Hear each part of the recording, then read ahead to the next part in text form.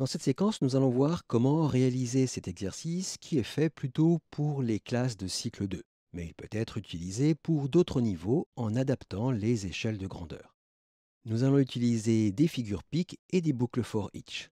Eh bien, voyons tout ceci dans cette séquence.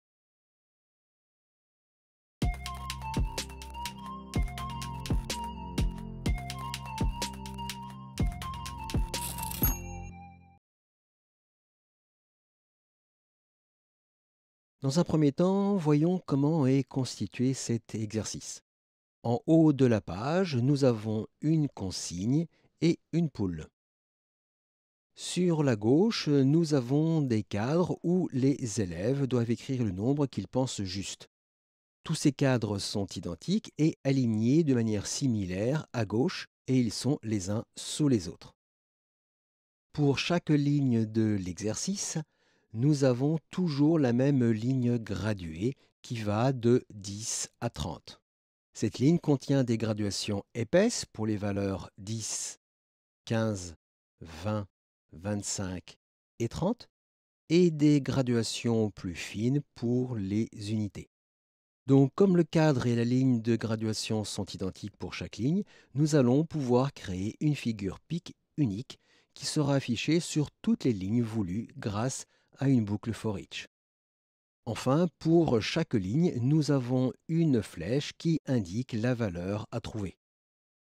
La flèche est toujours la même, nous allons donc utiliser une autre figure pique. Pour positionner les flèches, eh bien, nous allons à nouveau utiliser une boucle for each.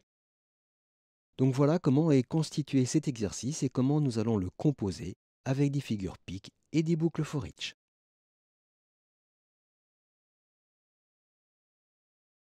Commençons par créer la figure pique qui contiendra le cadre et la ligne graduée. Cette figure pique est définie dans les options du TextPicture. La figure pique est nommée CLG pour cadre ligne graduée. Et c'est bien une figure pique. Le cadre est un simple rectangle au coin arrondi. Il n'y a aucune difficulté ici. La ligne horizontale est affichée par une simple commande Draw, rien de bien sorcier. Les trois marques de graduation affichées, 10, 20 et 30, sont affichées avec une boucle for each. Nous avons deux variables, A qui spécifie l'abscisse des marques et V qui détermine la valeur à afficher. Les couples de valeurs des variables déterminent chaque position en abscisse et chaque valeur à afficher. Nous avons donc ici les différents couples de valeurs. Notez bien que pour les graduations à 5 et 9 cm, nous ne devons pas avoir de valeur affichée. C'est pour cela que nous n'indiquons pas de valeur après les deux barres obliques. Puis, dans la boucle for each, nous avons une simple commande Draw associée à une commande Node pour afficher les marques et les valeurs, avec les valeurs des différentes variables que nous avons ici, la variable A pour la position et la variable V pour l'affichage de la valeur. Voilà donc pour les marques de graduation. Toujours dans la définition de la figure pique, nous avons une deuxième boucle for each. Cette deuxième boucle permet d'afficher les marques de graduation secondaires correspondant aux unités.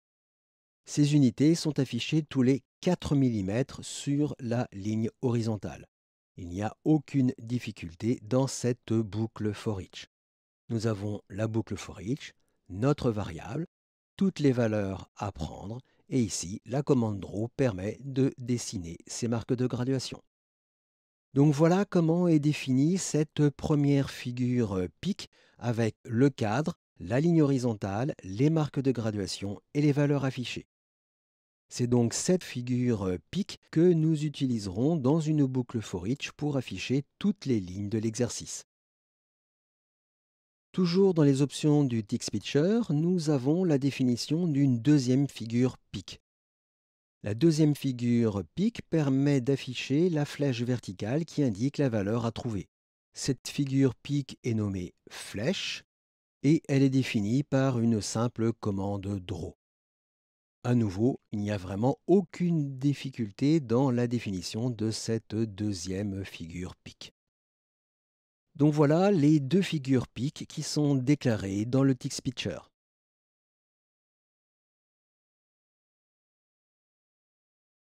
L'exercice affiché commence par une consigne et une poule, ou tout autre animal de votre choix. La consigne est affichée avec un simple nœud, node, un alignement à droite et une taille de caractère large.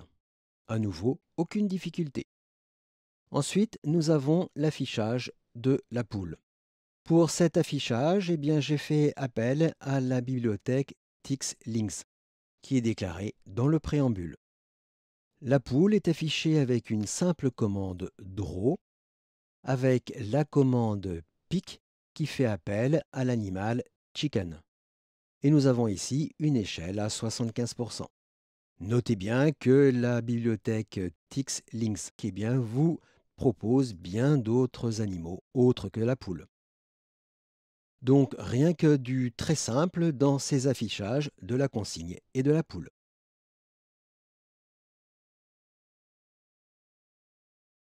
L'affichage des cadres et des lignes graduées dans l'exercice affiché se fait à partir de la figure PIC CLG que nous avons définie précédemment. Nous allons utiliser une boucle for each pour afficher les 6 lignes de l'exercice. Pour afficher la figure PIC, nous utilisons la commande PIC. Nous avons ensuite la boucle for each avec une seule variable P. Cette variable P permet de définir la position verticale de chacune des lignes. Nous avons ici toutes les valeurs que doit prendre la variable P. Les valeurs vont de 2 cm en 2 cm. Puis nous positionnons chaque figure pique dans le hat et nous indiquons sa position ici entre les deux parenthèses avec 0 puisque la position horizontale est toujours la même et avec la valeur de la variable P pour la position verticale. Et enfin, nous indiquons quelle est la figure pique qu'il faut utiliser, c'est la figure CLG. Donc voilà comment sont affichées avec une seule ligne de code les 6 lignes de l'exercice.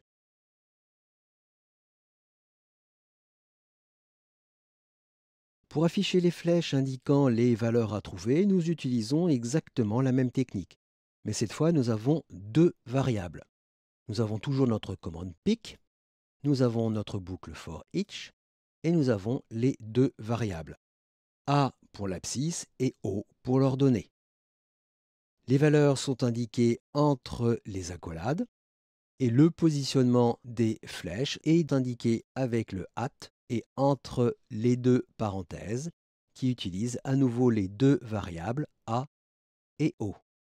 Et enfin, nous indiquons pour la commande pick quelle est la figure pick à utiliser. C'est la figure pick flèche. Et nous avons bien le résultat voulu. Donc voilà la composition de cet exercice à destination plutôt du cycle 2. Nous avons principalement utilisé des figures pick et des boucles for each pour obtenir le résultat voulu. Pour aller plus loin, nous pourrions parfaitement envisager de créer une commande personnalisée afin de pouvoir répondre à des exercices ayant des échelles de valeurs différentes. Il ne vous reste plus qu'à appliquer ces techniques à vos propres besoins.